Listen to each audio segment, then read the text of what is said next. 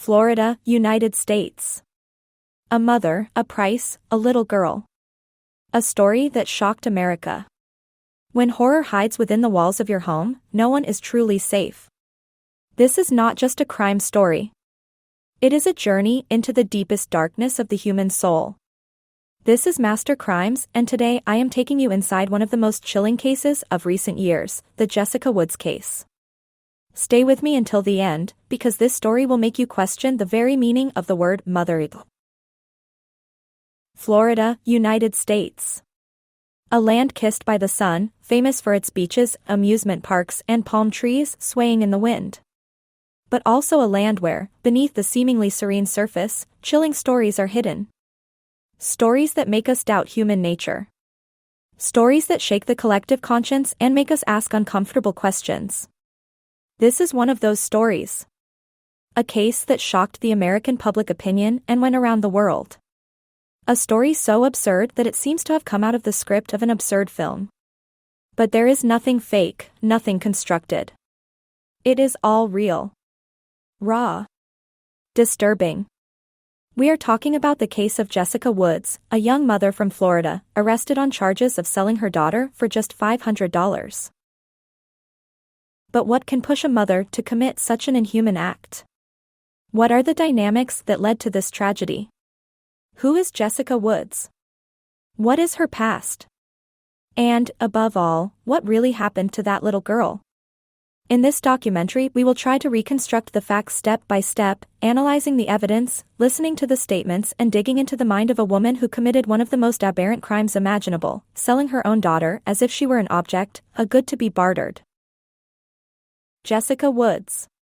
A name like many others, an ordinary face. Apparently, a single mother struggling with the difficulties of daily life. She lived in a small apartment in Volusia County, Florida.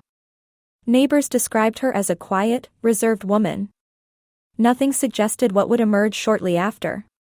Jessica was in her early 30s, and like many single mothers, she was trying to survive between a precarious job and growing expenses. But behind that facade lurked a dark world of addictions, degradation, and extreme choices. Local authorities had already had contact with Jessica in the past. Sporadic reports, small episodes related to behavioral disorders, suspicions of substance abuse. But nothing that had ever raised a serious alarm until that day. It was an anonymous call that started it all. A citizen contacts the police to report a suspicious situation.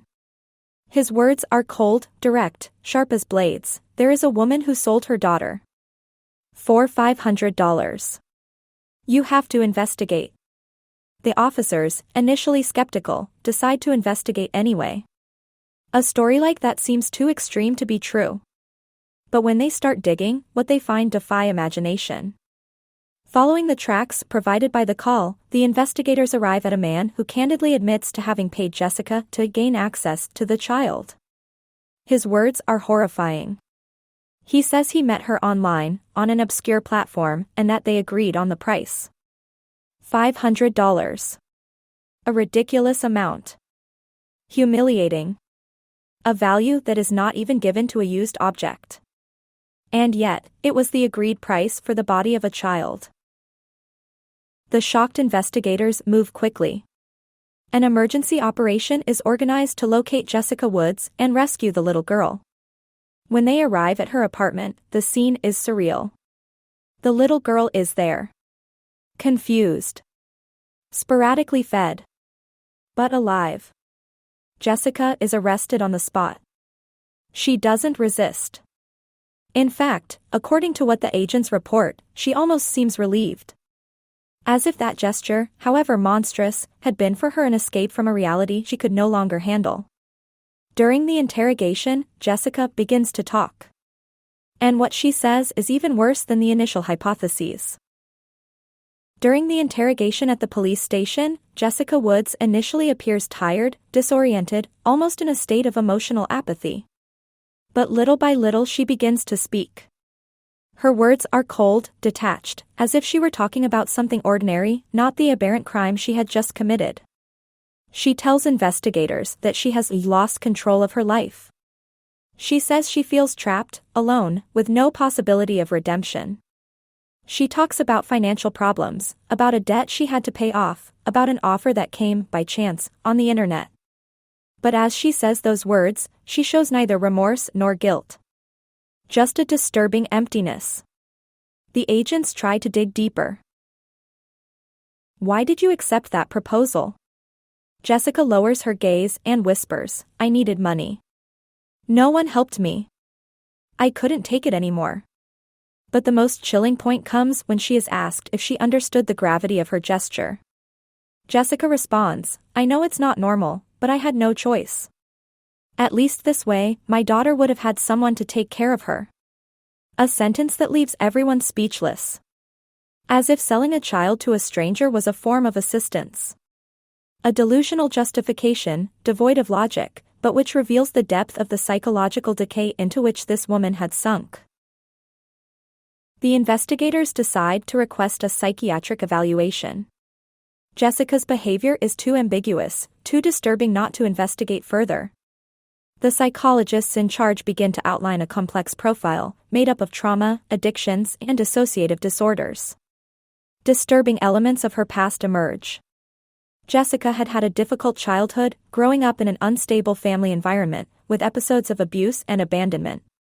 As a teenager, she had come into contact with alcohol and drugs. Her life had always been a succession of toxic relationships, precarious jobs, loneliness, and discomfort.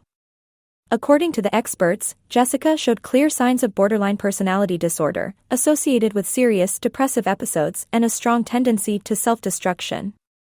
But what struck the analysts most was her total emotional disconnection towards her daughter, a lack of empathy, an emotional coldness that was frightening. For her, a psychologist wrote in the report, the child was no longer a human being, but a burden. An obstacle. A presence to be eliminated, even at the cost of destroying her own motherhood. At the same time, the police continued their investigations into the buyer, the man who paid the $500. He was identified and arrested a few hours later, in an operation coordinated with the FBI. The man, in his 40s, was already known to the authorities for previous convictions related to child pornography. He had frequented online environments on the underground web, where prohibited content, offers, and disturbing ads circulate. It was there that he had intercepted Jessica Woods. He had written to her privately, initially pretending to want to help her financially. But then, in exchange for payment, he had made the request, access to the child. The chats recovered by the investigators are horrifying. Direct dialogues, without filters, in which the two talk about the transaction as if they were buying a used piece of furniture. No emotion. Just cold barter. The buyer was charged with child trafficking, sexual exploitation, and attempted child abuse. His trial was held behind closed doors, given the sensitivity of the material presented as evidence. He was sentenced to life in prison, without the possibility of parole.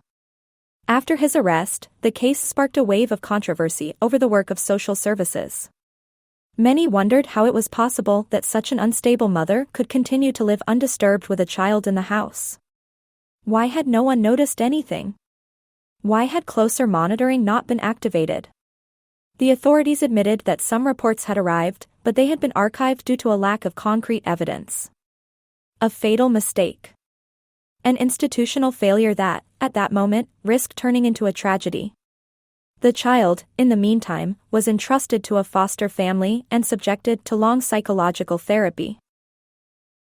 Doctors confirmed that, fortunately, she had not suffered physical abuse, but the psychological consequences of what happened are profound and will probably last a lifetime. The trial against Jessica Woods began a few months later. The courtroom was packed, the press was present in droves. The prosecution presented a solid case, based on digital evidence, testimonies, wiretaps. But the defense tried to play the insanity card, appealing to the psychiatric disorders diagnosed during the expert assessment. However, the strategy did not convince the jury. Too many elements indicated a clear awareness of the act.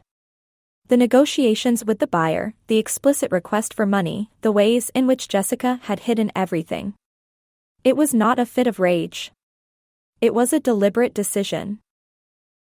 After a trial that lasted several weeks, Jessica Woods was sentenced to 25 years in prison, with the obligation to undergo psychiatric treatment in a penitentiary facility. The sentence was greeted with prolonged applause from the audience present in the courtroom. The case went viral. The American media gave the story ample coverage, describing it as one of the most aberrant in Florida's recent history. Talk shows, news programs, podcasts, everyone was talking about Jessica Woods. Everyone was wondering how such things could happen in 2024. Anger exploded on social networks. Hashtags like #JusticeForTheChild and #StopChildTrafficking went viral around the world. Many people called for harsher sentences, tighter controls, and a profound reform of the social welfare system. Even well-known figures from the entertainment world spoke out, calling for justice and promoting campaigns against child abuse and exploitation. But perhaps the most disturbing question is another: how many other similar cases exist, but remain in the shadows? If this story has touched you, help me spread it. Subscribe to the channel, leave a like and share this video. Every week I tell real cases that make you think, outrage and, above all, not forget.